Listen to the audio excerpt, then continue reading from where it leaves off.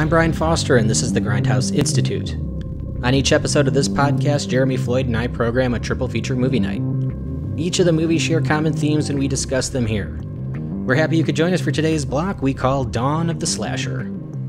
The slasher film as we know it today is a formulaic horror genre that typically involves an unseen or masked killer cutting, slicing, and, well, slashing their way through a cast of characters, until usually one final girl remains. She's left to contend with the killer in a one-on-one battle to the death.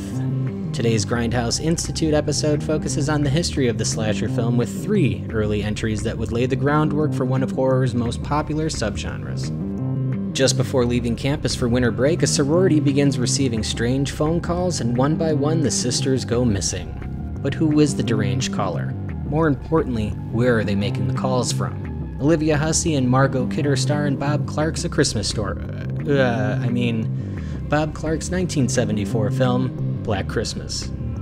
After a 15-year stint in Smith's Grove Sanitarium, a masked killer escapes custody, returning to his hometown to continue his bloody rampage on Halloween night.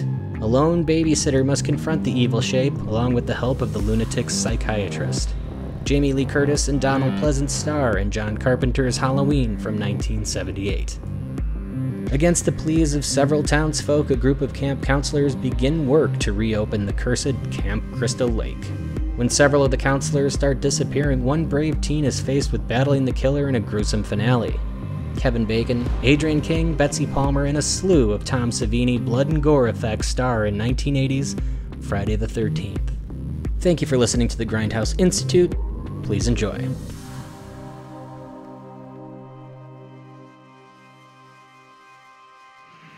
A high school girl's been murdered. Mr. Harrison's daughter is missing. And now at the house where she lives, the other girls are getting obscene phone calls. Don't you think we ought to look into it, Nash? Well, Lieutenant, I guess, sure. You're going to Camp Blood, ain't you? God damn it, Ralph, get out of here. Go on, get. Leave people alone. It's got a death curse.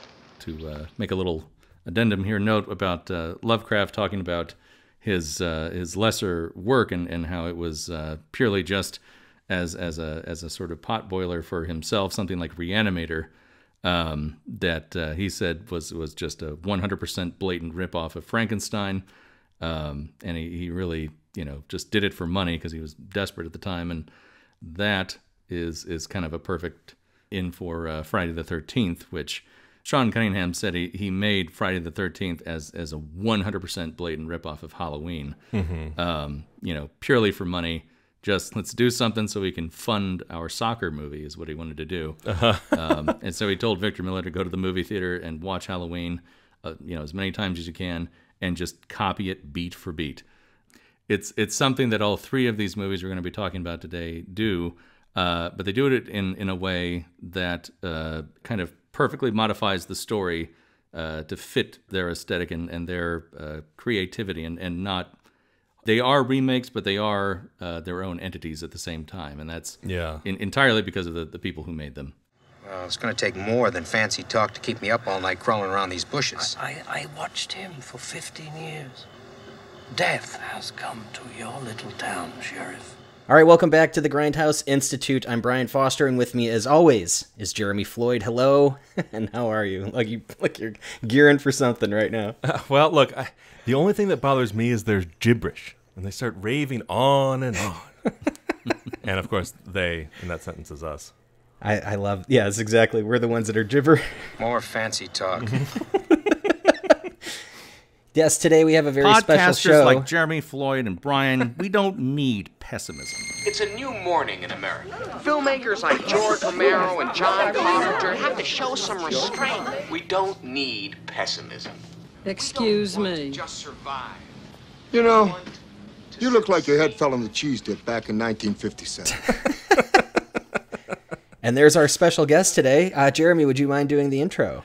Yeah, well, so since today we're diving into Halloween yet again, thought the person who hated Halloween the most we should bring back to see how they feel about this one.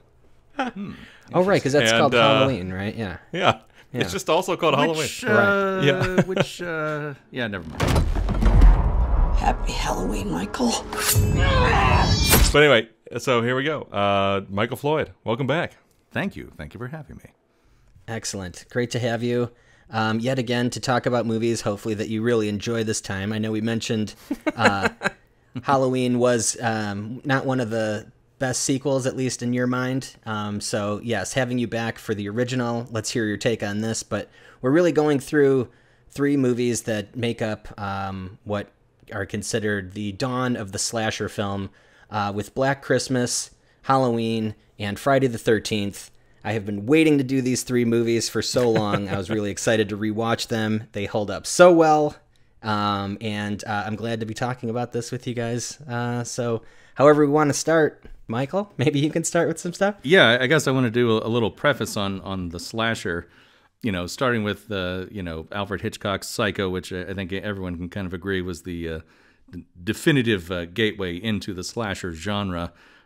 Even though, Hitchcock is notoriously known, or just whatever, he's well known for being the master of suspense and psychological thrillers, which I think Psycho really is much more so than Blood and Guts, but it does have a healthy amount of blood and guts in it for its time, certainly. Mm-hmm. And I think it was the perfect marriage of those two things that made it a classic and made it stand the test of time and continue to inspire so many other movies. Mm-hmm.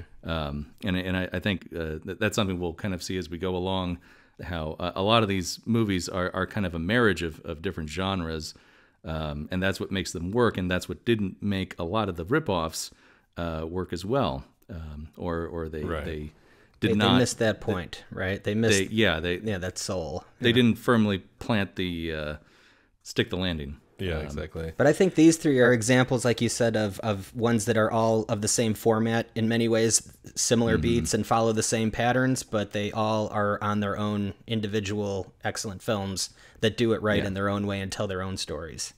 Right.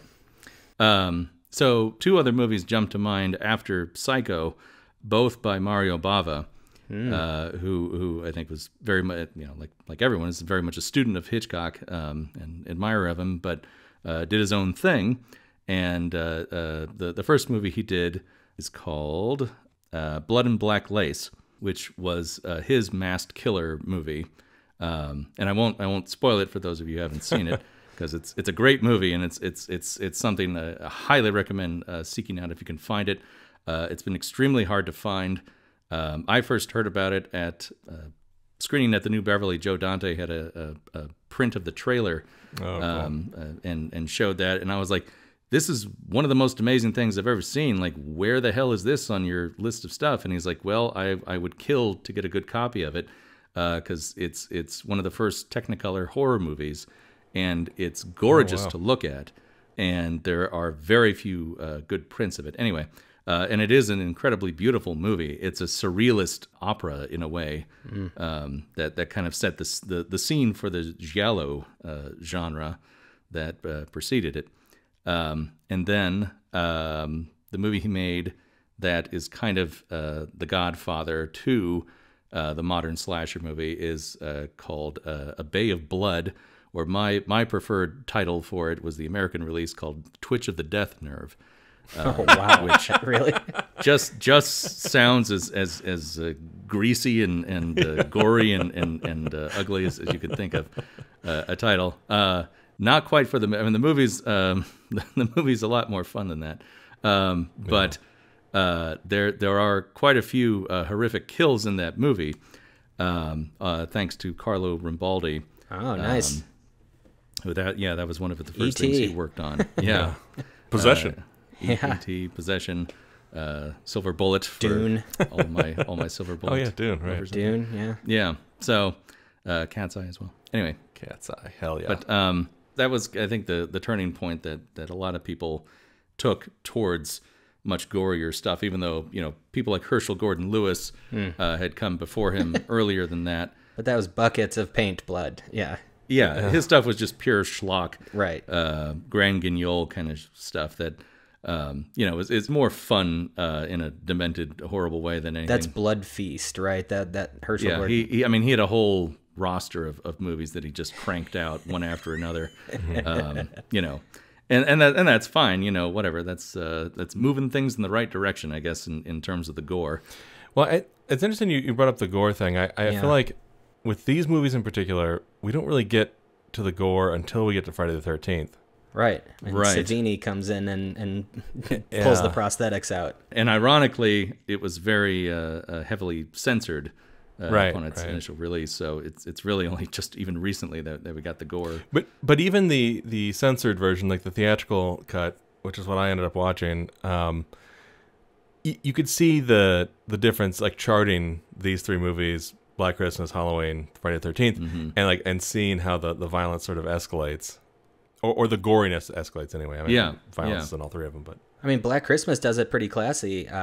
It doesn't really show much of the gore until you get to like the third kill. I think the Margot Kidder kill is the first time you actually start seeing, like blood and a knife going through someone. Yeah. Well, and I guess that's a good one to bring up because that's kind of a perfect example of a movie that did not necessarily approach the genre as a straight up slasher, because there was another movie that I was talking to Jeremy about. I think it was Silent Night, Bloody Night, the one with John Carradine that uses that same calls coming inside the house. The same myth of the guys calling from inside the house. It's called the babysitter and the man upstairs. Apparently, is the It's like a well known urban legend. Urban legend, there you go. Yeah. That had been around for a while. And I guess that there had been some actual murders up in Canada. I can't remember what the hell they were called now. I should have written notes for this. But anyway, it was like the Black River Killer or something like that. And it was kind of the inspiration or direct inspiration for Black Christmas. But combined with that mythology. But anyway, but Clark definitely took a much more psychological thriller kind of approach to it. Now let's remember, this is Bob Clark, right, that did Christmas Story and Porky's that we're talking about here. I mean, this is the Bob Clark who up to this point had done Children Shouldn't Play with Dead Things and Dead of Night. Which, are also kind of genre benders in a weird way. They're super cool too. Yeah, they're great. Nothing is the masterpiece that Black Christmas is to me, but they were interesting efforts along the way to Black Christmas. And I think experimenting with combining genres, which Children Shouldn't Play with Dead Things is very much a comedy up until the last 10 minutes, and then it's like, holy crap. And then Dead of Night is like a total 180 and is very much an anti-Vietnam film, talking about this guy that comes back literally from the dead, back home from the war, and it's a very open metaphor for vets returning from the war and being totally dead inside, as well as apparently horribly monstrous things that need to feed on living people. But anyway. But from these two more schlocky, or I don't want to say schlocky because they're pretty good, but they are very low budget and like first efforts from Clark as horror movies or as movies in general. He goes on to Black Christmas, where he has like a layer of prestige, right? You've got Olivia Hussey, who's now already been Juliet. She's cast in this film. Keir Dullea from 2001 is in this. John Saxon is a great person to have in there too. I'll be there in 5 minutes. Nash, if you blow this, I'll kill you. I just wanted to discuss the cast a little bit and how he kind of went from these like lower budget movies and then brought this air of high production value with some great casting choices for these roles in the film. Well, I wanted to mention, I found out something I didn't know last night looking at the trivia on it. One I knew, which was Edmund O'Brien was going to play John Saxon's role. Pretty sad story about that, though. Falling into Alzheimer's. Getting there, and his son thought it was going to be like the thing to kind of turn his career around, and he just couldn't do it, which it sucks. But I am glad he cast John, because I thought John had kind of the perfect sensibility for it. Sure, he played the same role in Nightmare on Elm Street. Yeah, I was going to say Craven was very clever and just. Just copy paste, perfect. You're good here. I don't have to do anything. It's done. But the other interesting one was the Keira Dullea part, which I guess was a last-minute recast, because Malcolm McDowell apparently was going to do that. Oh, wow. That would have been an interesting one for him. And he turned it down at the last minute. They had to go with a different Kubrick cast member. Exactly. Yeah, exactly. But he was a big star at this point. Keir Dullea. Right. Yeah. And Malcolm McDowell said he regrets that decision to this day, because that was would have saved him from the dregs of Caligula. Of Caligula, yeah. But could you give me the number at the sorority house? Yeah, sure. It's Fellatio 20880. What? Fellatio. It's a new exchange. FE. It's a new one on me. How do you spell it?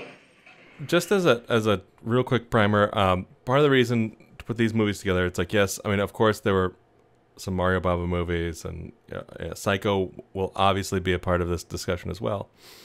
But I think, when we've got these three movies in particular, as sort of successful as they were, in particular Halloween, also in particular Friday the 13th, and what this thing was setting the template for what became the slasher, and that's what sort of defined a lot of horror as a genre in the 80s, which is sort of like, we start in the early 70s with Black Christmas here, late 70s Halloween, early 80s Friday the 13th, and then once that franchise gets on its feet and finds out what it wants to do, we're off and running, and not that it really ever does. Okay, but it takes about 6 movies for it to really find its feet.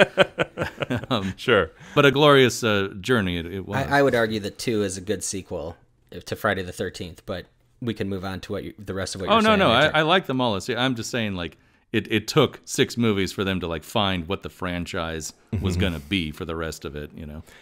Yeah, but the point is, it's like all these things sort of lead us into that world of okay, that's what a slasher movie is, and everyone has a slasher in their mind, and of course the hockey mask wearing maniac with a knife, or even the sort of Michael Myers and the jumpsuit thing is the scary image that comes to mind when one thinks of a slasher. Captain Kirk.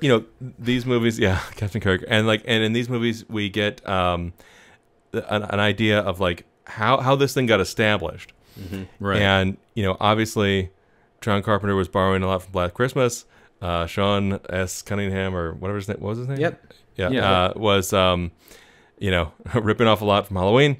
But in all three of these, we start maybe unaware that there's this genre in the works, or the subgenre, I should say. And sort of by the end, we've gotten to the place where that template can then just carry us forward. Right. And that's kind of why, originally, we were going to talk about this. I was thinking, we should put Psycho in here. But, it's actually, it's more so these three films that kind of get that going, even though, Psycho's in all of them, for there's sure. There's no final girl yet in Psycho, and there's no, you don't hang on. I think Vera Miles would beg to differ with you. But what I mean, but the final girl in this format is a girl that you meet from the beginning. No, I know. Experiences the whole horror of the attacker or whoever's coming after them, and she makes it at the end, right? That was never that wasn't in Psycho. The first woman we meet in Psycho is killed within the first 25 minutes of the movie. Right, that's and the I think perfect that's twist. where this, this is that format that you're talking about, what the slasher film is and what it means. It came from these three. Right. Which I was going to say is kind of an unfortunate thing that Hitchcock took that and flipped it on its head before it even existed, Yeah. He took the final girl and killed her. Yeah. No, exactly. Which is also part of the reason why, Psycho, like I said, it's kind of in the DNA of all these films, but not exactly the same as the formula that they're sort of following going forward here. And then all of these ones definitely deal with sexuality and, the idea of more liberated women and all these other things. And, some of the repressions and some of the way that these things look at it. And they all have that sort of particular slant to them, the way that, Psycho doesn't quite have in it as well. Yeah. But yeah, let's get going with Black Christmas. You want to kick it off there? Let's talk Black Christmas. I was reminded of how amazing Black Christmas is watching this. Thank you for picking this as one of the movies, Jeremy. This was a good one. I forgot how effective this movie is from the get-go, and I forgot how much it really did establish in this world. There's a lot of the POV shots and the okay, so yeah, sorry, let me interrupt you. That's why I wanted to bring that point up, because it's interesting. I looked at all three of the movies, and they all kind of roughly start the same way, which is interesting. They all start with a POV shot. Well, they all start with a shot of a place. In Black Christmas, it's a house. In Halloween, it's a pumpkin going into the Myers house. And then Friday the 13th, it starts off in the bay, and then it heads over to the pavilion where the counselors are. And all of them start with a POV of a mystery person you don't know. I mean, it's a omnipotent camera at first, and then it's a POV of someone. They both shift to a POV. And yeah, it's weird because as many times as I've seen the movies, it just sort of never occurred to me that they all start exactly the same way. Right. And Halloween has the very famous Panaglide. What's it called? Panaglide. Yeah, it's the Panavision version of the Steadicam. Steadicam, yes. Has that? Sorry, yeah, that's right. Steadicam shot, which was why they were able to like run around the sides and then run to the back. Black Christmas felt like a straight up handheld. The only thing that they were talking about in some of the stuff I was looking at was that they built a body harness for the cameraman.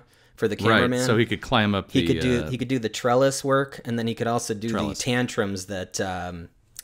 What was his name? Bobby, whatever the Billy, yeah, Billy / Ethel, or whatever the other Gladys. Agnes. Sorry, I'm getting the names all mixed up. But the Billy Agnes crazy character, he was doing those tantrums with that same rig on his chest or on his however he had that rigged up to him, and just throwing shit around the room. So it was just him doing the acting. Oh yeah, that was another thing I wanted to mention in. I won't keep referring to this too much because no one else watched it. But Twitch of the Death Nerve has a very similar opening of a cabin on the bay, which is kind of where the whole action takes place, and it pans over from there to an eye.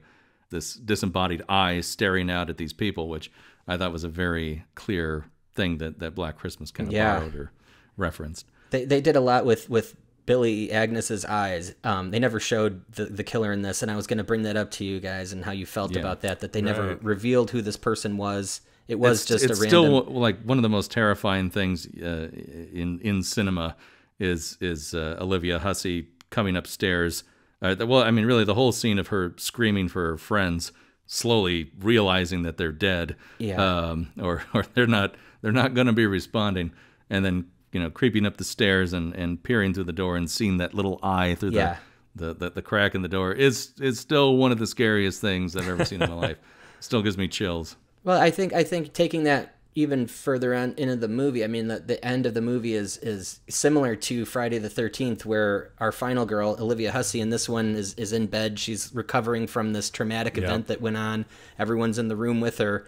And then we get the slow crawl through the house, and the attic still has Billy Agnes there making little noises, and, the terror goes on. That's interesting you said that, because, like, when I was seeing the ending of Friday the 13th, I was like, oh, okay. Because they did the jump scare dream ending, I was like, oh, they're just ripping off Carrie, right? And it's like, right, yeah. She wakes up in the hospital and all that stuff. Yeah. But then you're right. It actually probably is some of that with Black Christmas too, where it's like it's the Olivia Hussey character. Yeah. Well, and it's all three of them. They all three are still out there. Like that's how they all end. Is you the audience know Billy is still out there. Even after Loomis shot him 6 times. And even after Loomis, And got like 6 inches of a knitting needle in his neck. Yeah, exactly. Fucked up at the end of the game. Well, and that's the thing with Halloween, that I think if you were to stop watching the series at that point, that's kind of the perfect metaphor for the birth of the slasher villain, as a character. Because I mean, Billy, you only ever get to see little bits and pieces of him, but he is not a fully formed character. He's not something that marketing could get behind and create a persona over. That brings up a bit of interesting trivia, is that Bob Clark and John Carpenter were working on something around this time. Carpenter said to Bob, I love Black Christmas, you know, he's like, would you like to do anything companion to that, any sequel or anything? And Bob's like, no, we visited that, but if I was going to do something, Billy would have been caught eventually. In the beginning of the new movie, Black Christmas 2, or whatever the hell you call it, he's already in, you know, the insane asylum, but he escapes, and then he escapes on Halloween night. So it goes from your Christmas to Halloween, and you know, John Carpenter kind of he's waiting for this night. Well, and that's the ironic part was that you know, Halloween was not a script that Carpenter wrote. It was brought to him as the Babysitter Murders, and he rewrote it as Halloween with Deborah Hill. Wait, so the Babysitter Murders he didn't have anything to do with when it came to him? No, someone else wrote it. I don't remember who, or maybe it was just an idea or something. Oh. Like that's how it was presented to him, was just a guy who goes around killing babysitters, and maybe it was kind of a low rent ripoff of Black Christmas in a way. Although I don't think there were phone calls involved. I mean, and it's weird because there are phone calls in Halloween. Mm-hmm. It's just the polar opposite, where he's just breathing, yeah, and not saying anything, which is equally terrifying. Right. It's like that first phone call that Lori gets in her bedroom, and she hangs up immediately. They call back, and it's like it turns out it was just Nancy Loomis. I was chewing. I was chewing. I thought it was an obscene phone call. Oh, now you're hearing obscene chewing. Oh, that's what it was. which is also what they said in Black Christmas is like, no, that's the Mormon Tabernacle's annual obscene phone call. Could that be one person? No, Claire, that's the Mormon Tabernacle Choir doing their annual obscene phone call. Oh, yeah. Yeah. Right. But can I bring up the humor of Black Christmas, because I think the writing and all that was fantastic in this movie. It takes you on a ride. 1 second you're seeing some girl getting suffocated with a laundry bag or a dry cleaning bag, and then the next you've got Marion Waldman is her name, the house mother. Oh yeah, sipping Mrs. Mac. sipping her sherry in different areas that she keeps hiding in different areas of the sorority house, you know, and she was just. Who was originally going to be played by Bette Davis. Right. I read that. Wow. I thought that was pretty interesting, that this cast could have been even more elevated than it already was. Yeah. Well, and then you got that sergeant guy and his thing. Like, Sergeant Nash, the precursor to Ernest P. Worrell. Yeah. Very, very much. Also, I love that her name is Mrs. Mac, and that's like the name of one of the moms, one of the characters on Sunny. You know, it's like they always call her Mrs. Mac. Mrs. Mac. I'm looking for Mrs. Mac. Is she in? Yeah. So, watching a little TV outside, huh? I like the fresh air. Why don't we go inside and have a little fun? Don't find you attractive. What? I think you're an ugly man. You think I'm ugly? Yeah. I'm not ugly. You're ugly. Yeah. Yeah, you're right. You're right. I never thought about that. That's interesting. Speaking of that POV thing real quick, just to go back for a second, like the opening POV in this one, in Black Christmas, is so interesting because, you know, it's so unsteady and it's very handheld. There are a lot of sort of what seem like subjective shots that are on sticks looking through those windows as well. Right. But that first one, it's so unsettling because it's so wide and it's so kind of shaky and everything. It's kind of getting you into this crazy headspace, and you could definitely feel the influence on that with Evil Dead, right? The sort of shaky cam, right? Absolutely, right, exactly. And the way that made you feel while you were looking to that point of view, you know. Yeah, I was gonna say because the music, the Carl Zitter music, is kind of similar to what they did in Evil Dead. And it feels like, I mean, what he said was like he used forks and like broken piano wire and stuff, and all kinds of weird different methods of getting that sound. I think they said they used actually the broken piano that Keir Dullea destroys. Really? they took out pieces of it and made all kinds of weird sounds with it. That guy did not paint a good enough picture for himself with all of this shit going on. Like, just going ape shit at any one time. To be fair, he had been practicing all day, and his shit just got fucked up. So, yeah, you know. I went to space, goddammit. I was almost killed by a computer, goddammit. I feel like this one, too, had a lot of connections to different things. Obviously, it's the same person who ended up directing A Christmas Story later on in his career, but how weird is it that the house that we see, that staircase looks exactly like the staircase where Ralphie comes down with like the pink bunny slippers or whatever. Right. And go try that on. He looks like a deranged Easter bunny.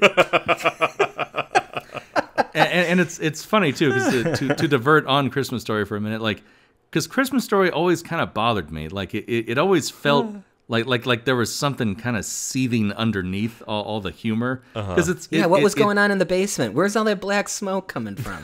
Well, I mean, it's like there's nothing in the story, that's overly creepy. But I guess just aesthetically, it has something in it. There's kind of a graininess to it too. Yeah, like it feels grimy.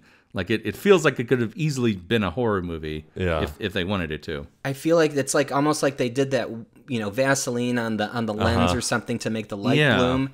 But in a way, it's got that quality of like a Norman Rockwell painting or something, especially with Christmas Story. And this one too, I think it shares. I'm assuming it's the same DP. But it shares a very similar look. The lights and the Christmas lights and everything bloom the same way they do in A Christmas Story, and I'm like, wow. Yeah. Anyway, going back to the tone of the humor, right. I mean, and that I think is what makes it the masterpiece to me. Is that Clark found that right balance of enough realistic sounding humor from kids, which I guess, and especially at that time, there hadn't been that many movies of kids talking like the way kids talk, and even though they all kind of look like adults, there's a legitimacy given to the whole of the movie by that humor, and I totally.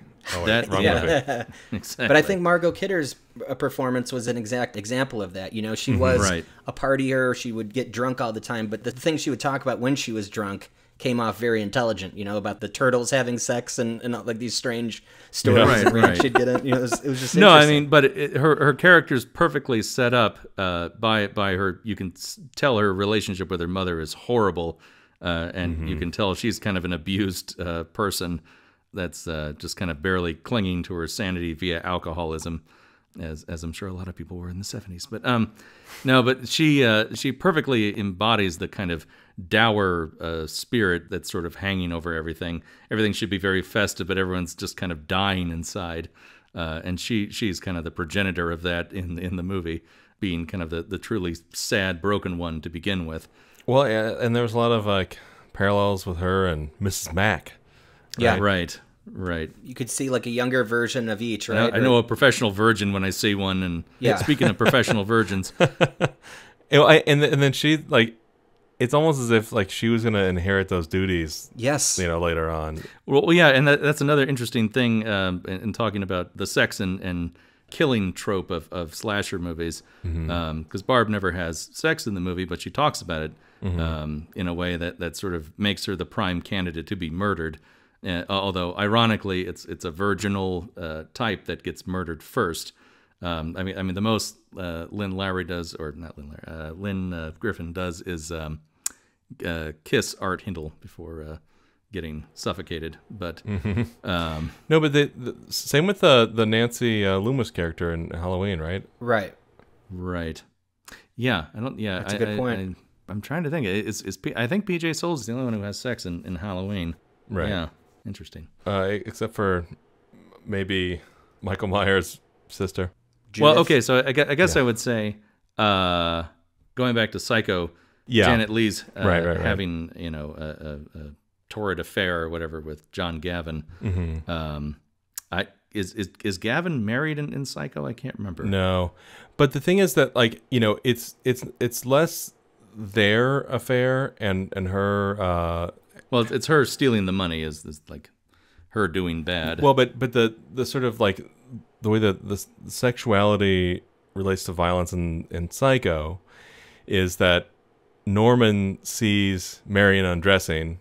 Right. He gets excited. The mother side of him, wants to punish furious. him, and then goes and kills her. Right.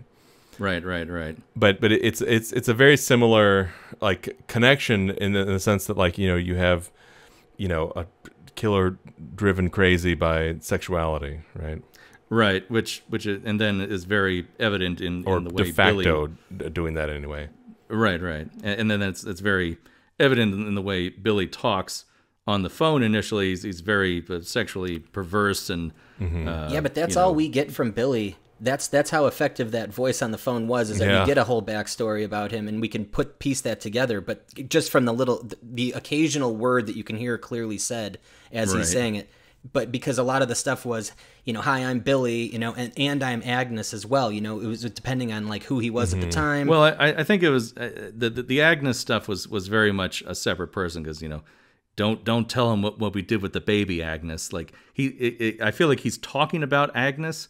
But at the same time, he's like talking to Agnes as you mean that's the same person personalities occupying the same body type of thing, like different personalities. That's how I see it. Well, yeah, I mean he's talking about don't tell him what we did to the baby Agnes, and he's talking about the baby Agnes, but he's talking to Agnes. But it's like the Norman mother talking to himself, right. But there are more than people inside of Norman's head, type of thing. Right. Yeah. Yeah. Yeah, exactly. A little factoid about that: the guy Nick Mancuso that did the voice on the phone, he did some of those voices while hanging upside down to constrict his voice coming out to just make it squeal. All kinds and of crazy shit. Yeah. They had. I think they said they had 3 or 4 people doing it. Bob Clark was one of them, and then a woman. I can't remember. I don't think Nick remembered who it was, but there was someone else in there doing the cackles and stuff. I mean, it's just mind blowing. Yeah, there's a bit of it loses me a little bit when he's screaming up there and no one can actually hear him downstairs. They can only hear him on the phone, which they don't build them like they used to. They have great insulation in the house. Yeah, right. That attic must be super warm. Yeah, yeah. Yeah, exactly. No, that's true. Yeah. It's an interesting little plot hole that no one ever talks about. But yeah, I love there was that a couple times that they would have this shot of like going down to the basement, and every time someone would first get into the basement, the shot looked exactly like the shot in Nightmare. What's it called? Not Nightmare. Night of the Living Dead. Oh, Night of the Living Dead. It looked exactly like the shot of Night of the Living Dead, where it's like, you're going down to that basement, and like it's just that little piece of the stairway, and like the way the door opens. It's crazy. It was just like a weird image that looked exactly like it. Right. And I'm sure they're like setting it up. They're like, awesome, we got the Night of the Living Dead shot. No, well, and I would love to. Children Shouldn't Play with Dead Things was like the first real zombie movie after Night. So I think Bob was kind of entitled to rip that off as well as he could. Yeah. But I mean, I guess to end Black Christmas, it does have kind of a perfect both spooky and comedic ending with that telephone ringing, because it's just pulling back slowly, and if they really wanted to like frighten the audience, you would have cut as soon as you go back up the ladder into the attic and see Mrs. Mack and everybody, Lynn there with the bag over her face, and Billy talking to himself. Like that would have been like the typical place to cut, but it cuts with Lynn's bagged face in the window and just slowly pulling back, and then the phone starts ringing again, and you're like, oh, great. It's like it's starting all over again. They accomplished nothing. Exactly. Great. Yeah.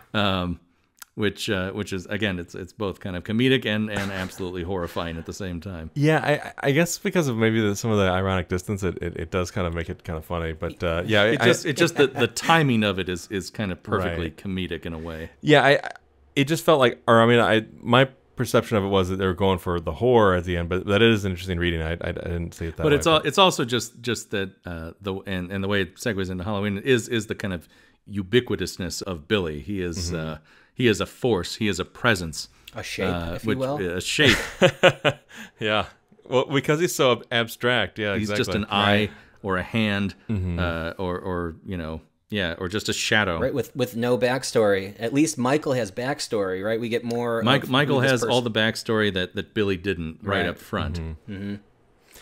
No, but you're right. The ending of Halloween is very much the ending of Black Christmas, where it's like, we see Olivia Hussey like waking up from her dream, or she was passed out or whatever it was, and then camera kind of like moves out of the room, goes into some other spaces where murders had happened and whatever, and everything is empty, and we're still under the impression that Keir Delay was the one who was doing all this stuff. or supposed to be anyway. And then we get the reveal that they're up in the attic, which is similar to how Halloween ends. It's just like, we see all the places where Michael was terrorizing people, but he's not there. So where the hell is he? Right? Yeah, I mean, I guess that's it is a twist, and it isn't. Which one? That Keir Delay is not the killer, because I mean, I feel like it's kind of telegraphed that he's not. I feel like he was the killer as much as the guy in Someone's Watching Me. Okay, Uncle Leo was the killer. It was the same. He was just a guy that they caught. Guy. You know, right. So actually, like Black Christmas and Someone's Watching Me were actually pretty similar. I mean, like, obviously that movie had a huge impact on John Carpenter. I mean, the way that the sort of stalker, he wasn't as much of a serial killer the way that Billy was. He did kill people in Someone's Watching Me. But anyway. But he was a caller, right? He wanted to be involved. So he was doing a lot of calling and a lot of harassment that way. And then there was a red herring character, but we didn't ever sort of see or understand who the killer / harasser was in Someone's Watching Me, the way that we didn't really in Black Christmas either. Right. And I guess I'd say Someone's Watching Me is very much more to the owes more to the giallo genre of it's just a man. He's a killer. You don't know who it is. There's always just like that disembodied pair of black gloves doing things. I feel like Black Christmas feels like a giallo. Yeah, for sure. That's true. That there wasn't like a supernatural aspect to it the way that Halloween has supernatural aspects to it. Right. I mean, and again, it's all Black Christmas is all kind of the perfect nexus of all those genres and taking things to the next level, which Halloween then picks up the baton and takes it even further. So let's move on to Mustafa Akkad presents John Carpenter's Halloween. Yeah. Well, I guess we start with one of the most impressive shots in this genre. The opening shot. Well, let's start with the most iconic music in film history. That's true. Which, as much as I love the opening of Black Christmas, it's a far more, again, kind of ubiquitous.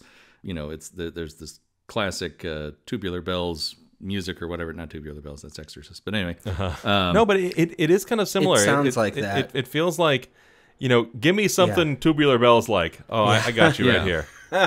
That very much sets the eerie tone, right? Which is actually, real quick, that's something that, even though, as you're pointing out, Michael, with the music in Black Christmas, as good as it was, and then obviously as iconic as the music became for Friday the 13th, especially the sort of shh thing. Right. The music in this one, it takes it to the next level, and then it's like you are hearing that keyboard and are instantly put in that mindset of like, oh shit, something's happening, Immediately. Right. The build up, like, something's going to go wrong as soon as you start seeing that shot heading toward the house, even though it's a POV, even though you don't know what's going on yet, because you've been sort of primed by the music, the way that maybe Black Christmas had to do it in the sense of like having that shaky Evil Dead, or what would become the Evil Dead cam. But with Halloween, you were able to do that simply with the music, with the title sequence. Yeah, the title sequence. We haven't even seen anything by this point, right? When we start hearing the Halloween theme, right? Yeah. It's just the pumpkin, right? Which is exactly how they did it with John Carpenter did it with Assault, getting you ready to rock and roll on that one with that.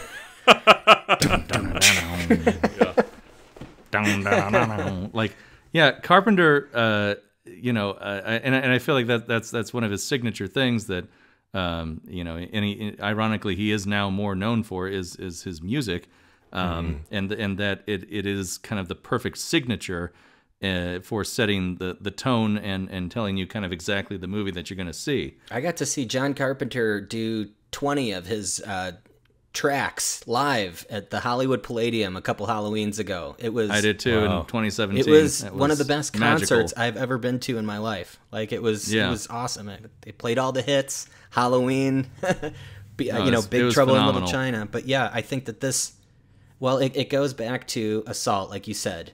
gravitas, as you called it, right? The action, everything is set immediately once you start hearing that sound, and it's music you can listen to later. That's like, I always thought John Carpenter was different because I wouldn't be able to listen to the theme of Friday the 13th like in my car, but any of his themes from his movies and his scores, I would listen to all of them.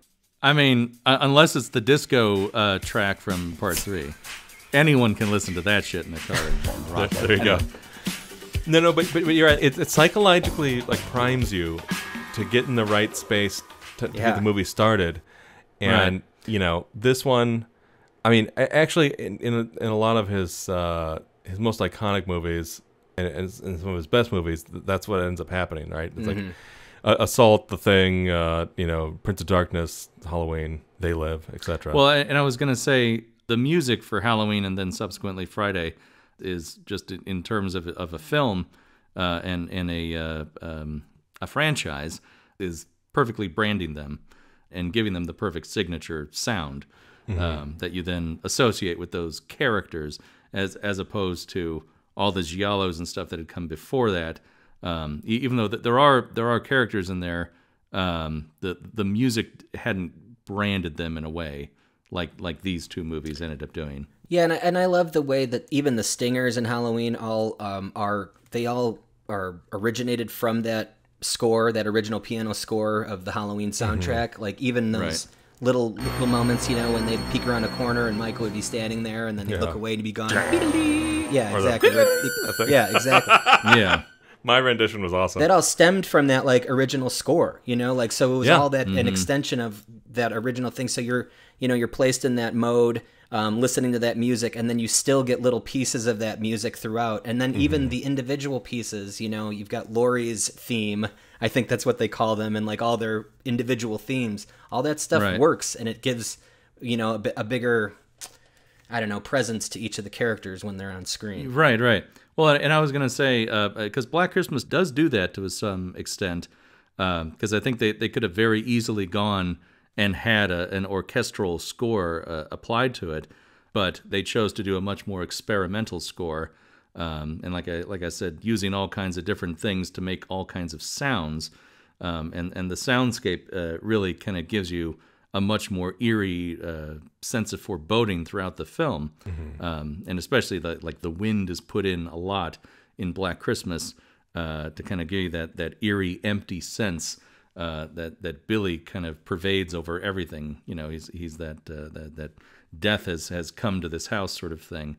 And then Halloween takes it a step further, and like you said, the music is kind of like the shark in Jaws. Is keyed in by the dun dun dun dun, like that is the shark much more than the shark is in the movie.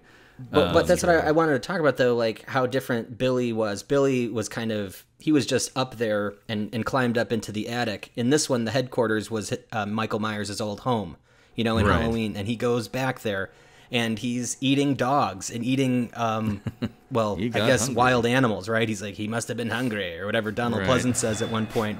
Still warm. He got hungry. No, you're right. He's got the house. He's got the like. He's got a little of that thing that I don't know what was in the Orca movie, right? Where it's like he imprints on Laurie, and then you know, all of a sudden like is now like coming after her. You know, because she drops off the key, and then we see his sort of semi point of view in the house, and you hear like the breathing. So is that the moment? Is that the moment that he decides that Laurie is his target?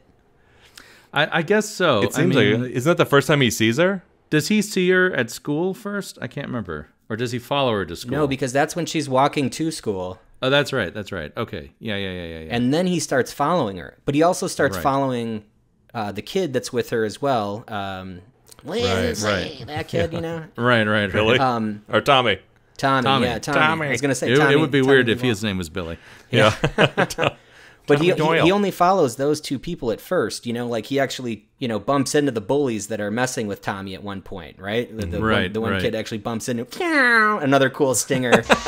Ironically, leaves them the fuck alone and goes after the innocents. But those are the only two people that Michael's following. That's why I was wondering, is her wasn't he going to following his house Tommy because That's what I'm asking. Is like Tommy was with Lori? She was walking with Tommy I to think school, so. walking him to school, and she went up to the house. He's like, "No, don't go up there. That's where the boogeyman lives." She dropped off the key. Right. We see him looking at her through the window and breathing, right? But I was going to ask you, is that the moment when he's like, her? Like, I'm going to kill her now? I think so. I think because Tommy kind of resembles Michael as a child, and he sees their relationship, and that triggers something in him. So she's Judith. She's his sister yet again, and that's like his the serialization of his kills, right? I'm going to kill my sister again. Well, I'm going to kill my sister. It's interesting in this one, like, ignoring all the sequels and to talk about this movie, it's like his motivations are mystery in certain ways. Now, I think it's an interesting mystery in that, like, you know, like you're saying, Brian, like your theory was that maybe, you know, he sees Tommy in himself and, you know, Judith and Lori and, you know, wanting to kind of reenact this on this night and all that kind of stuff. Inhumanly patient. The blackest eyes. Yeah. Staring, waiting, not seeing the wall. Waiting for this night. And you let him out. For Christ's sake, he doesn't know how to drive. Yeah. He was doing very well last night. Sam Haddonfield is 150 miles away from here. Now, for God's sakes, he can't drive a car. He was doing very well last night. Maybe someone around here gave him lessons. Well, and I was going to say that actually brings up another point. Well, we won't go too far off tangent, but I was going to say I actually prefer the television version of There's Halloween. more scenes. Which, and it's like usually those kind of shift focus away from something else. But in this case, I think it actually did a good job, a better job of setting up Michael and Loomis's relationship. Because doesn't he go to court for him? Isn't he like in? He's at a hearing for it, and he's just like, you have to keep him here forever because, you know, he's too dangerous to let out. And it's a very quiet, kind of subtle scene, and I really like it a lot. It really adds, I think, a level of eeriness. Even seeing Michael as a I guess maybe I don't know if he's a child at that point. I think he might be a preteen. Just staring off. It kind of reminded me of the beginning distance. of Psycho 2 when they're letting Norman out. It was that kind of same. Same setup. Right.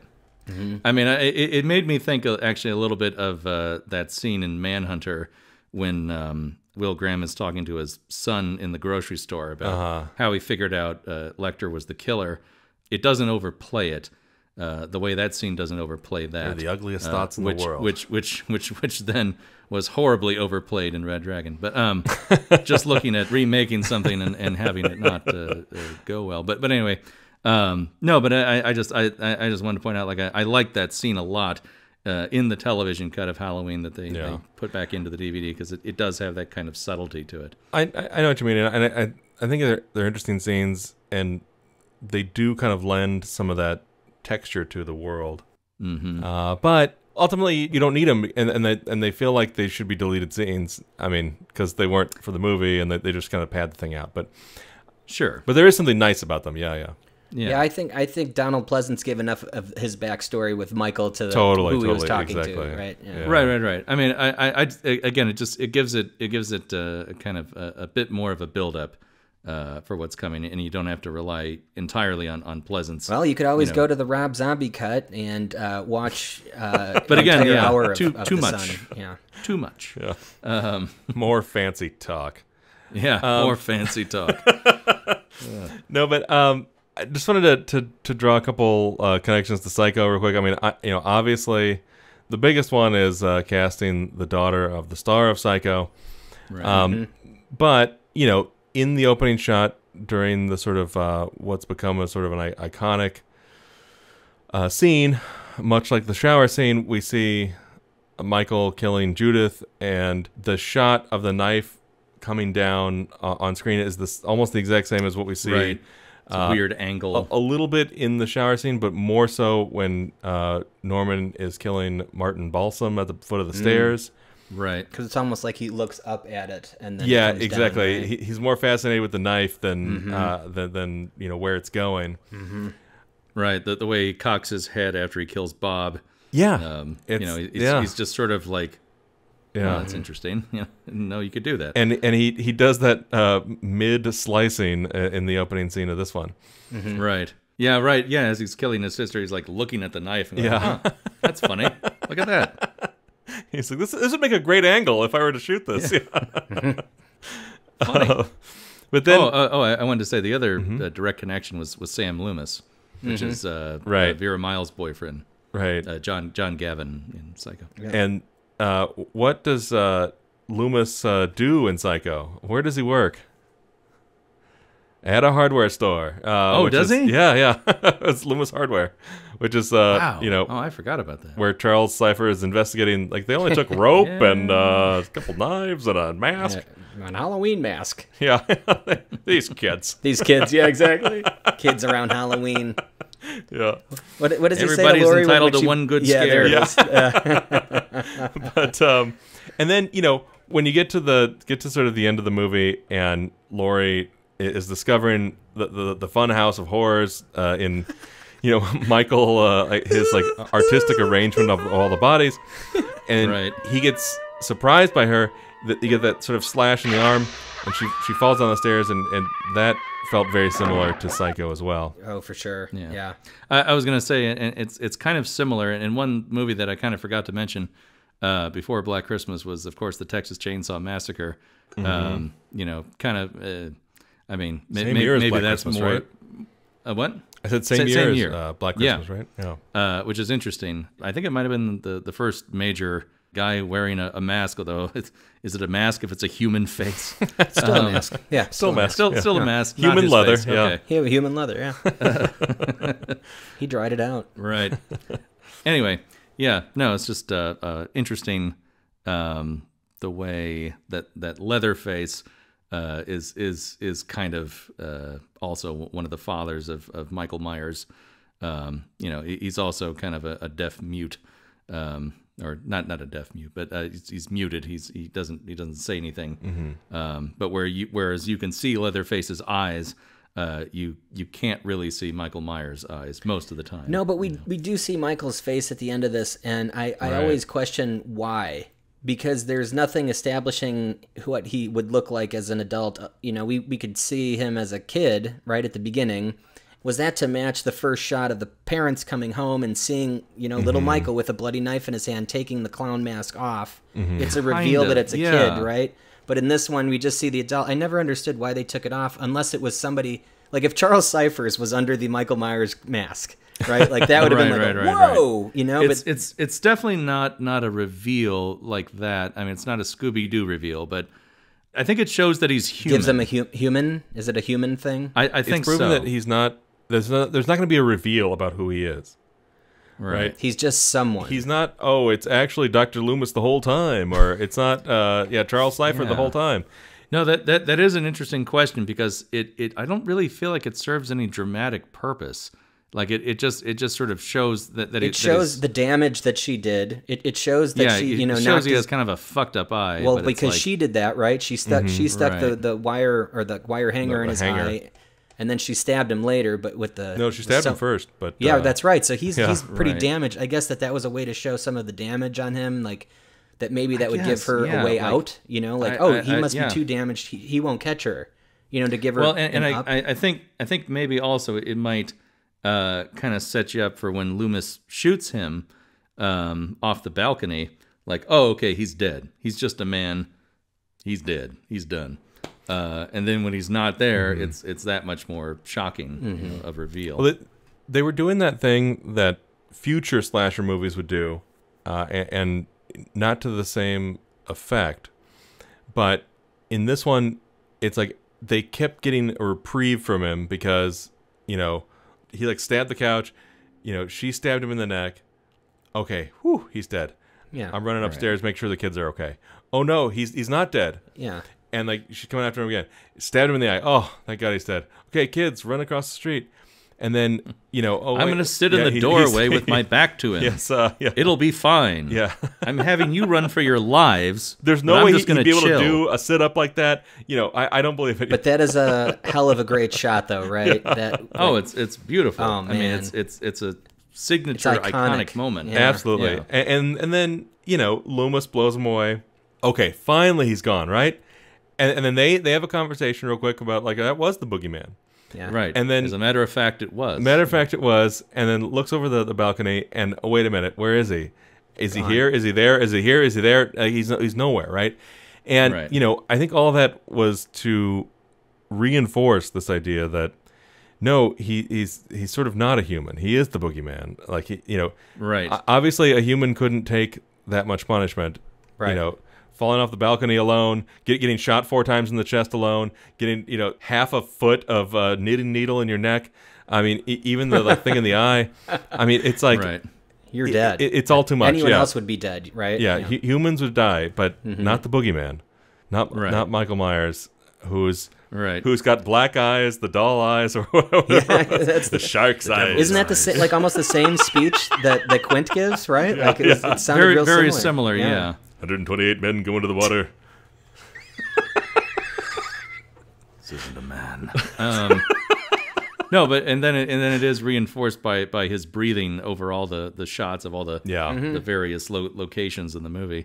You know, just again reaffirm that ubiquity of him as a presence. You know, ever present. I found this reading some trivia that, and I've never noticed. I've seen this movie a dozen times at the very least. Halloween. Yeah.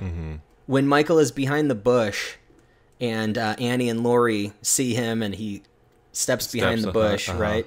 And, you know, Annie runs over and starts talking shit. There's a big cloud of smoke that comes out. Oh, right. Because Carpenter was sitting back there smoking a cigarette. Sitting too close to the camera. I've never seen that. Subtle, isn't he? I do love in the commentary, he was just like... That's hilarious. Here's the completely unprofessional director smoking too close to the camera. You'd think... Could have got another shot, but totally fucked my own I had to do shot. like 30 more setups that day. Like, right, exactly. Move on. I've never seen that's that. the thing. If you go to that neighborhood in Pasadena, I was looking for a picture when we were texting earlier, and I was like, damn it, I know I took a picture of it, but I couldn't find it. A lot of the neighborhood behind the hardware store and the Myers house is where Laurie's neighborhood is, and they shot a lot of stuff around there. And it's not that exact neighborhood, but they shot a lot of stuff in and around Pasadena in that area. And you can just turn a corner here and there, and like all the different locations are right there. Yeah. Including the bush itself. I was like, wow, I think it'd survive all these years, but it's all right there. So they were probably, you know, going as fast as they possibly could to get as much stuff done. And here I thought they shot on location in rural Illinois or wherever, suburbs of Illinois. I know why they wouldn't just set it in California is a bit of a mystery, but I guess because they wanted to have the leaves and fall and everything, and can't really have that in Los Angeles. Yeah, exactly. Right. Yeah. The perfect transitioning is the ending of Myers being everywhere. Like Billy is still in the house. Myers is now an omnipresence in the world, and even though he's brought back for many sequels, the kind of longevity I feel of Halloween, part of it is that ending. You know, that really gives you a sense of dread that this character is everywhere now, and Friday the 13th kind of picks up that baton. And yeah, I agree. I think the villains in these movies, or the killer, is evolved from someone that we don't know anything about. We just know his voice and his eye, to Michael Myers, who we see a backstory of him for, you know, the intro of the film, and then we get to know who he is. You know, he doesn't speak or anything, but at the same time, he has virtually no personality at all. But we know who this person is, and we know what his personality is, which is a shark, right? It's gonna just hunt you down and kill you. And then in Friday the 13th, we're given a big backstory as to, you know, what happened at this camp and all this stuff. And when we meet the killer, she's actually a well-spoken, almost pleasant person that you would never think in a million years to be the killer, right? It was a complete departure from these previous villains. And I think Mrs. Voorhees really nails the villain. I think she's Killer fantastic. Mommy! Oh, man. And she those close-ups of her bad teeth. Yeah, like, man, like it was. She's the perfect inverse of Norman Bates. Yeah, where Norman is all about his mother, the mother is Mm-hmm. all about the child here, and yeah, it's just a complete total reversal. No, it's true. And tying that in real quick, I mean, obviously, the assignment for the writer of this one, what was his name? Victor Miller, was, hey, go watch Halloween and rip it off, right? Right. And, he did that in a lot of ways. But the extra credit was, hey, go take Psycho and rip that off, too. Mm-hmm. And, which obviously is a spiritual sequel to Halloween and Black Christmas and sort of all these movies. But, even down to like the fake Bernard Herrmann score that opens the movie and like with the opening title and all that. And it even has like almost it's like the royalty free music library version of the Psycho strings. Just a little different. Yeah. Dun, dun, dun, dun, dun, dun. Right. It's half of an homage and half a pure ripoff. Right. And again, taking from Halloween, I thought rather well was the one man band with Henry Manfredini doing all that music with the synthesizer as well, and throwing in all kinds of weird things like his voice going just like having again the music be this signature piece for the killer. It's funny because like definitely that the sort of like, instead of doing the repetitious breath of the killer, the score kind of does some of that for you, and that obviously becomes the iconic sound from the movie and the franchise, I guess. Not necessarily just this movie, but but obviously there was a lot of like other places where they're like, hey, can you just give me some of that Psycho music? Or like the first time it's either the first scene where we see the Jeep driving away, or like when the Jeep picks up the chick who's supposed to be the kitchen helper or whatever. Mm-hmm. The score is 100% a Jaws ripoff. Hey, wasn't that the road up for Camp Crystal Lake back there?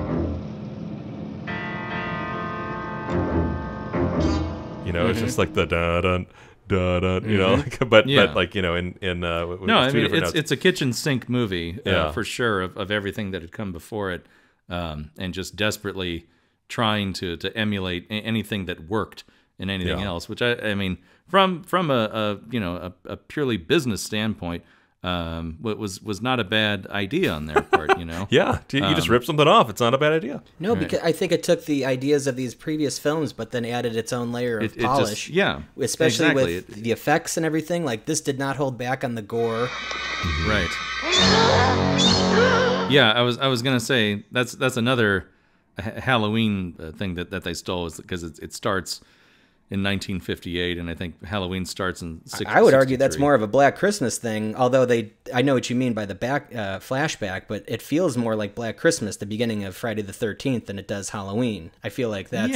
Yeah, no, I mean, it definitely... I guess Friday also uses a bit of the psychological horror aspect, much more than the straight-up slasher that it became later.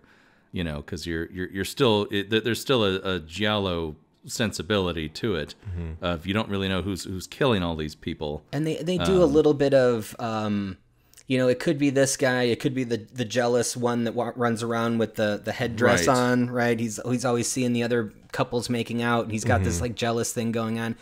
They don't really get into that though too heavy, and you don't really wonder who it is. It's just some invisible figure, and then when you meet who it is, it's like... Actually, real quick, so that's an interesting thing, because like for me, so this is the first time I've seen Friday the 13th all the way through. Come on. I've never seen it. In fact, that's amazing. The first one I saw all the way through, double shame, was the one we watched with Johnny with Takes Manhattan or whatever. Yeah.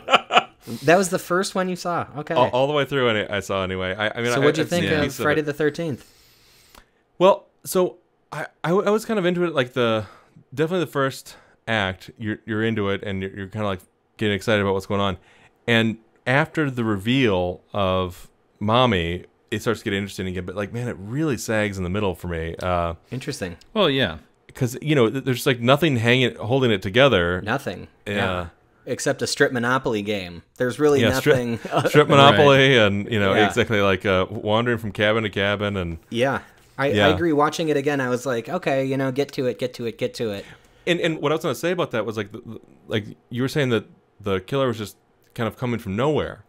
And for me, I was thinking, I mean, I knew what the big reveal was. I had that sort of spoiled for me, but like the whole time it seemed like they were pointing at either having Ralph, the sort of special needs person in town, or listen to that guy, right? Why don't people listen to that guy? He told them not to go, just go home. Well, actually, everyone kept saying that, but it was either that guy or the guy with the mustache who went into town for supplies. Christie, Mr. Christie. Mr. Christie. So it's like I thought, okay, especially because like the misdirection was supposed to be the Jeep, right? Because they were driving the same car, and then oh, is it Ralph? Is it Ralph? Is it Ralph?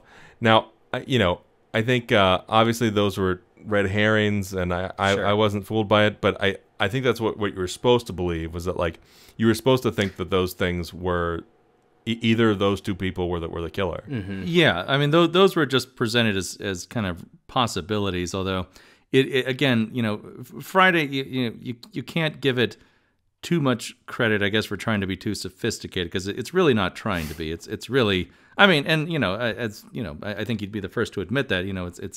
It's just giving you kind of exactly what Halloween gave you, but not really, because during like what John Carpenter does so well is like give you something to cling on to in the middle bit there, right? It's not just like, oh no, did he escape, and then you get to the thrilling ending, but like you're caring about Lori and Tommy and like what the kids were up to, and what the teenagers were up to as well.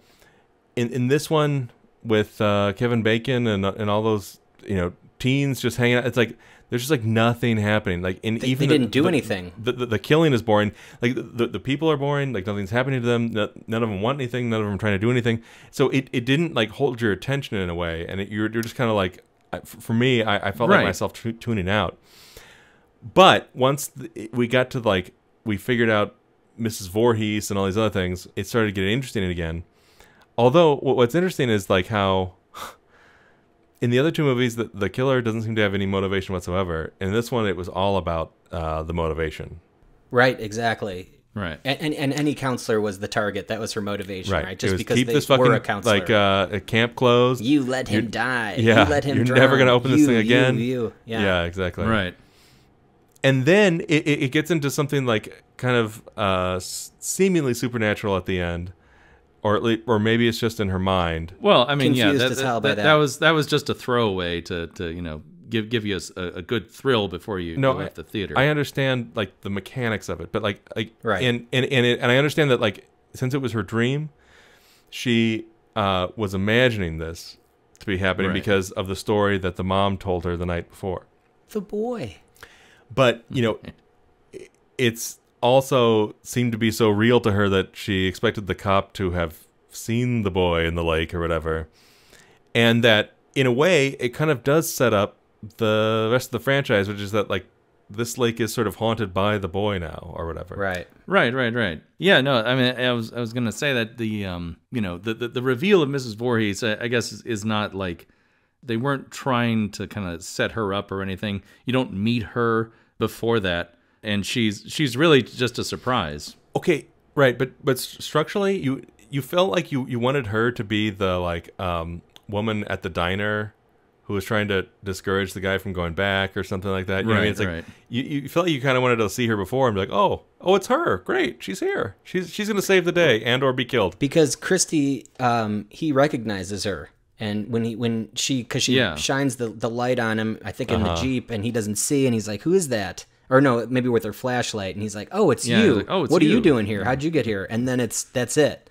That's all we see of any connection to who's there, or who that. Well, and then when she shows up and she's like, she's talking to I can't remember who the last person is. Is it Alice? Was that the name of the character? Yeah, that's right.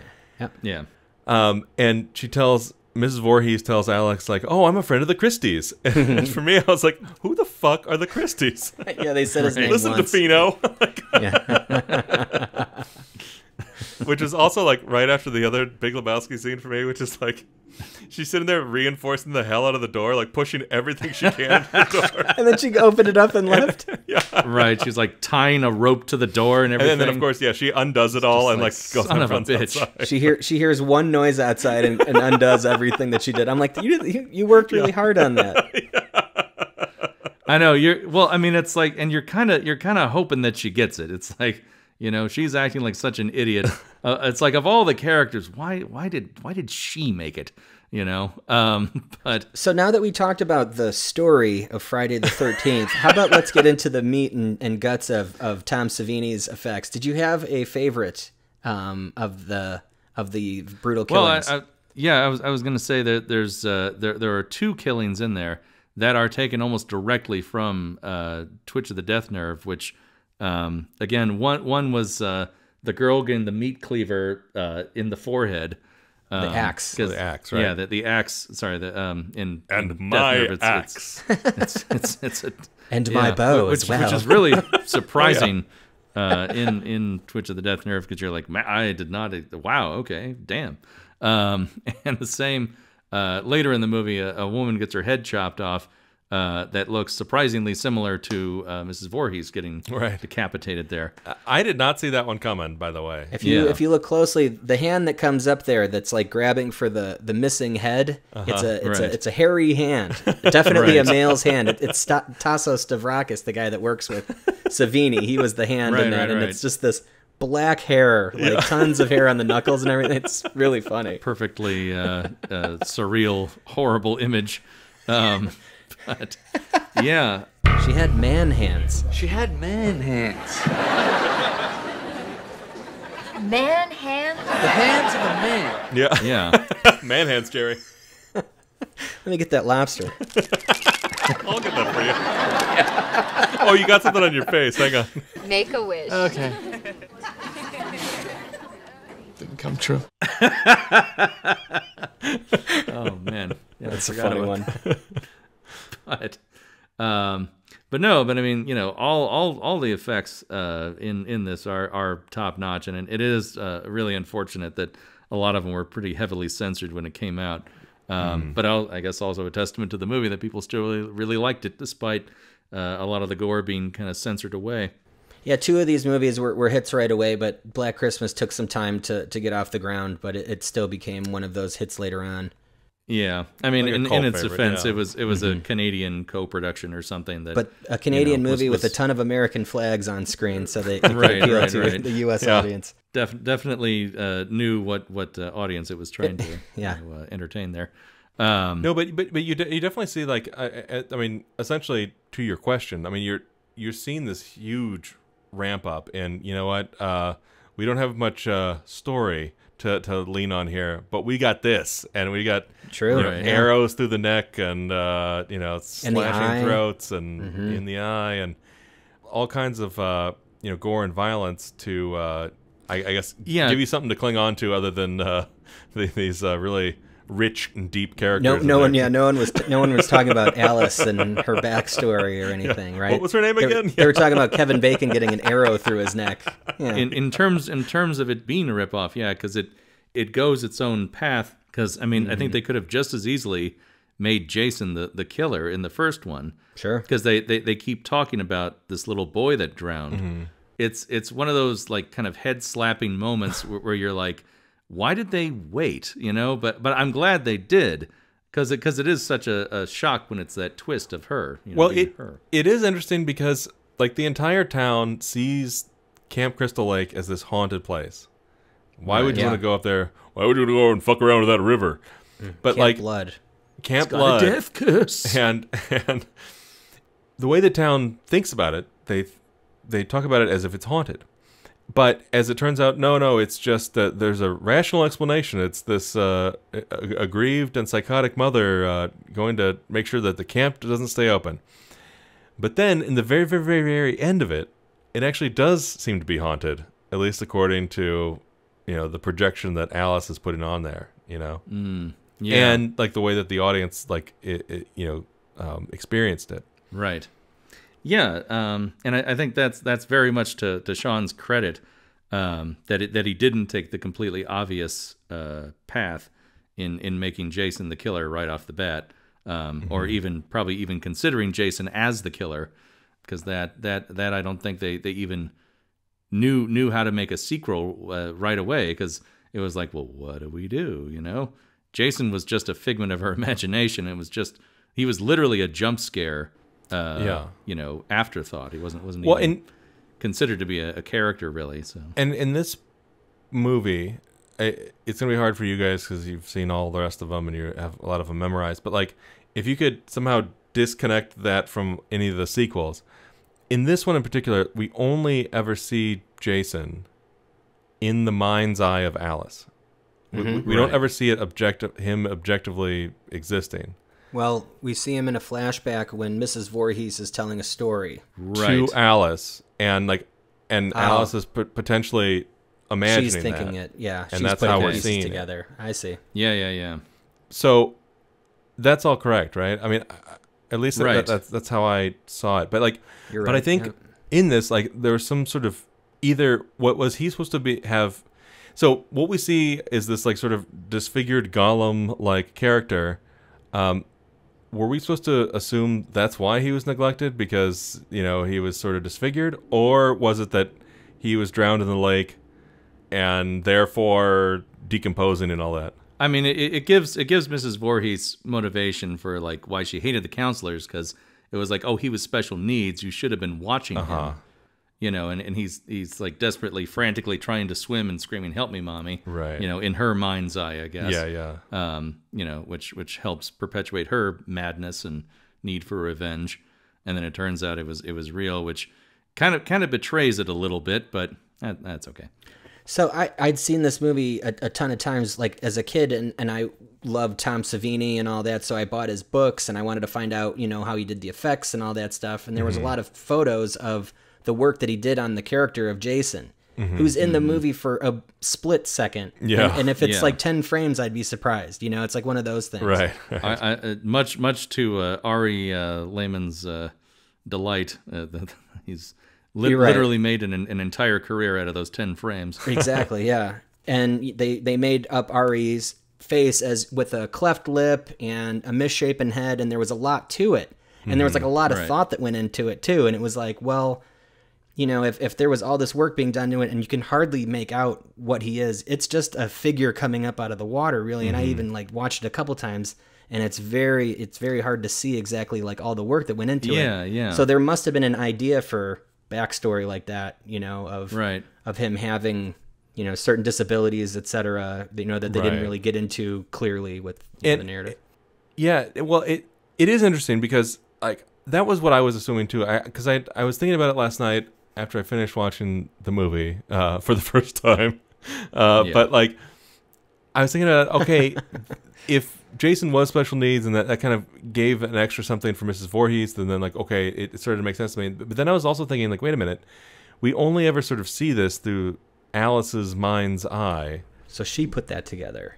And exactly. And I thought maybe I missed something where like Voorhees said, well, he was different or something. You know, maybe there was something there, but I didn't recall it. And anyway, that's what I mean. That's why like you're telling you know, your special effects guy, you're like, oh, the backstory of this kid's this. There's probably a lot off the page, or at least not in the movie, that might have been on the page that didn't make it into the movie. And they wanted to just go for the kills, right? They just this is what's that's fun, true. right? I mean, I'm probably reading too much into it or whatever, and you know, I know exactly what you're saying now. But it is very interesting, and I think I was kind of worried that the movie was going to end with a jump scare and just like be done, like cut to black type of thing.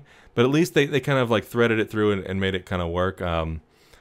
But real quick, I want to just go over one quick thing I wanted to do on this movie before we sort of wrap up. I know we're kind of heading to the end here, but what was interesting was the sort of Ralph character in this, and I know he's just a total red herring, he's a complete nothing. He is the Torgo of Friday the 13th. Kind of the Torgo, but how I saw him, just because of how he was dressed and everything, he looked a little like Dennis Weaver from Touch of Evil, who was the sort of motel keeper in that. Right, he's the like, oh, if they think I'm going to do that, they've got another thing coming. Right, he's that guy. Right. Who is this guy who's super creepy and super awkward around who? In a dusty old motel on the side of the road? Janet Leigh, right? And it's just kind of a very loose connection, obviously. But it was just sort of the way that the Ralph character was dressed and the way he was sort of presented and the way that he's kind of like spastic and whatever, the same way that the Dennis Weaver character was in Touch of Evil. But it got me thinking, like, oh, I wonder if there was some sort of thread or just a little bit of connective tissue there because of the Janet Leigh and the motel in Psycho as a sort of maybe doff of the cap to Touch of Evil. Maybe an unconscious kind of nod to Dennis Weaver's spastic weirdo. Who was a spastic weirdo around Janet Leigh? It's like right. It was and like it's crazy. in and of itself is kind of the template for Norman Bates and her. I'm just a year the or night two later. manager in this motel. Yeah. Right. And the Dennis Weaver, it's probably been a long time since I've seen it, but like he's very awkward and he's obviously very attracted to Janet Leigh, and then he has a lot of trouble articulating himself and talking about like her going to sleep, and he won't name certain things. It's very interesting, like that, how 2 years later Norman Bates would be acting very similar around Janet Leigh. Right, and I assume Hitchcock probably saw that. It was a Universal movie, he's probably around. Yeah. Oh yeah, that's true. For the shooting of studio. it even.